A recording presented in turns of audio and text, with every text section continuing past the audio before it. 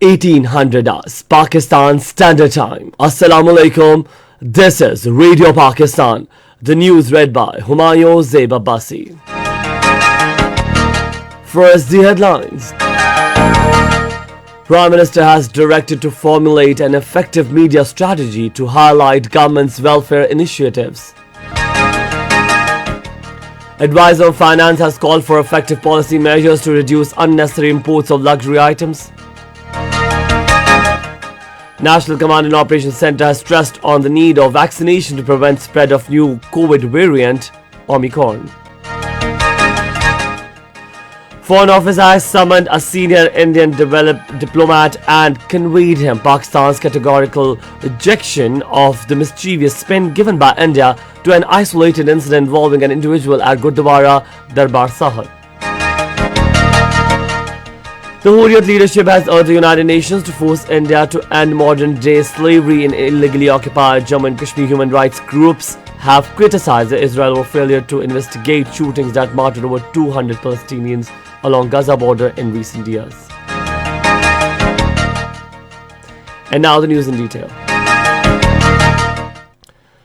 Prime Minister Imran Khan has directed to formulate an effective media communication strategy to highlight the steps taken by the government for welfare of masses. He was talking to Minister for Information and Broadcasting Chaudhry Fawad Hussain Islamabad today. Prime Minister Imran Khan has directed the authorities concerned to speed up the registration process for Ehsaas ration program to benefit a maximum number of poor households. During a meeting on Ehsaas ration program in Islamabad today, he also emphasized involving district government authorities to raise awareness among Karyana, grocery shop stores and the potential beneficiaries in this regard. The Prime Minister said government is extending subsidies to poorest of the poor people on essential commodities. A meeting of PTI Core Committee chaired by Prime Minister Imran Khan in Islamabad today discussed matters pertaining to local government elections in Khyber Pakhtunkhwa and Punjab. Later briefing the media persons, Minister for Information and Broadcasting Chaudhry Fawad Hussain said the local body's elections in 17 districts of Khyber Pakhtunkhwa are being held on the 19th of this month. Advisor of Finance Shaukat Tareen has called for effective policy measures to reduce unnecessary imports of luxury items.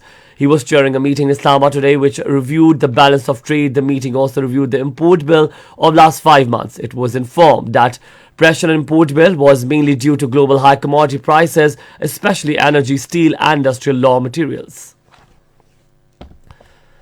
Asian Development Bank has confirmed Pakistan's inclusion into its first ever energy transition mechanism aimed to support energy mix conversion over clean renewable solutions. In a tweet, Special Assistant to Prime Minister on Climate Change Malik Amin Aslam thanked President ADB Masatosgu Asakawa for confirming Pakistan inclusive into mechanism and also shared the confirmation letter.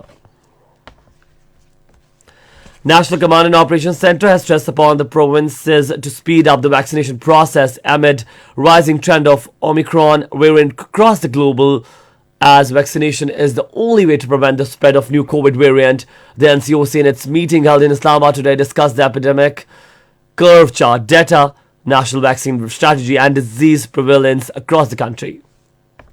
Special Assistant on National Health Services Dr. Faisal Sultan says government has prepared a comprehensive strategy to check the spread of HIV/AIDS. Addressing an event in Islamabad today, he said government will provide funds to make the strategy successful. The Special Assistant said auto-destruct syringes have been introduced and this intervention will greatly help check the spread of HIV and hepatitis. Chief of World Health Organization Tedros Adhanom Ghebreyesus was warned low vaccination creating new COVID variants. In a statement, he said measures to stop the globally dominant Delta variant would also hinder Omicron, first discovered in November in southern Africa, which was since retaliated countries around the world.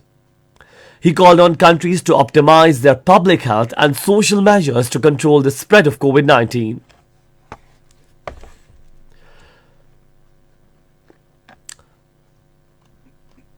Minister for Industries and Production Khusro Bakhtiar says irrespective of escalating global prices of urea, amounting 10,000 rupees per bag, the government has managed successfully to keep its price at 1,768 per bag for robust cultivation of rabi crops. During meeting with manufacturers of fertilizer industry in Islamabad today, he said domestic production of urea stood at historic 34 lakh tons this year due to prudent and timely measures taken by the government. He said the government ensured the uninterrupted gas supplies to the plants for boosting domestic production for Rabi season. This is Radio Pakistan. President Dr. Arif Alvi has stressed the need for adhering to the principles of faith, unity and discipline for development of the country. He was addressing the Parents' Day ceremony at Army Burnhall College for Boys in Abbottabad today. Underlining the importance of discipline for national development, the president said nations are made of mental capability, not natural resources. He said school and home have critical role in training of children, which is indispensable for progress of the country. The president said the world is transforming into an electronic world and the new generation is getting news through electronic sources instead of newspapers. He said online education will flourish with the passage of time.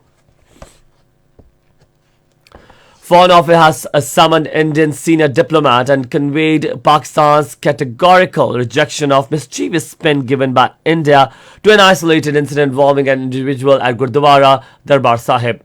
According to Foreign Office spokesperson, the diplomat was conveyed that incident was swiftly addressed and clarified. Pakistan accords highest primacy to the rights of the minorities and sanctity of religious places and revered sites of every community is ensured in Pakistan. The Foreign Office urged Indian government to investigate incidents of gross and systematic persecution of minorities in India which continue with impunity and state complicity. Given its systematic marginalization and brutalization of minorities, India has no locus standing to even feign concern for minorities elsewhere. Pakistan said Indian authorities must focus on ensuring effective protection of their own minorities and places of worship from repeated instances of discrimination, hate crimes and mob lynching.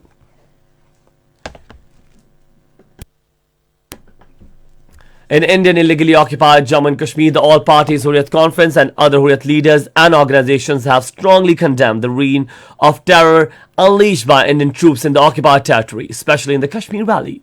The APHC in a statement issued a connection with International Day for the Abolition of Slavery today called upon the United Nations to force India to end modern-day slavery in the occupied territory. The statement said that Indian troops enjoying unbridled powers under black laws are perpetrating crimes against the Kashmiris who are struggling to break shackles of Indian slavery and secure their right to self-determination, acknowledged by the world body. Meanwhile, the New York-based Committee to Protect Journalists in a tweet said that it stands in solidarity with Kashmiri journalist Sajjad Gul, who has been harassed by the Indian authorities for his journalist work in Indian illegally occupied Jammu and Kashmir. The journalist's body called for dropping charges against Sajjad Gul and allowing him to report without interference. Right group have said that Israel has failed to investigate shootings that martyred more than 200 Palestinians and wounded thousands in violent protests along the Gaza frontier in recent years. According to a report released by the Israeli rights group, the case for the International Criminal Court to intervene on the issue has now strengthened after this report. Iran says nuclear deal is within the reach if West shows goodwill. In a tweet, Iranian Foreign Minister Hossein Amir-Abdollahian negotiations in the Australian capital, Vienna, were proceeding with seriousness and that the removal of sanctions was a fundamental priority. The talks were aimed at reviving the 2015 nuclear deal between Iran and several world powers including Britain, China, France, Germany, Russia and the United States. Afghanistan's private airliner company Cam Air has resumed its flight from Kabul to Dubai. According to the statement by the airline, 105 passengers left Kabul for Dubai about the first flight. And finally, the weather report. Mainly cold and dry weather expected in most part of the country during the next 12 hours. However, smoke and fog is likely to prevail in plain areas of Punjab during night and morning hours. And that is the end of the news. For more news and analyses, you can always log on to our website radio.gov.pk. You can also watch our live video streaming of our bulletins on the link facebook.com/Radio Pakistan News Official.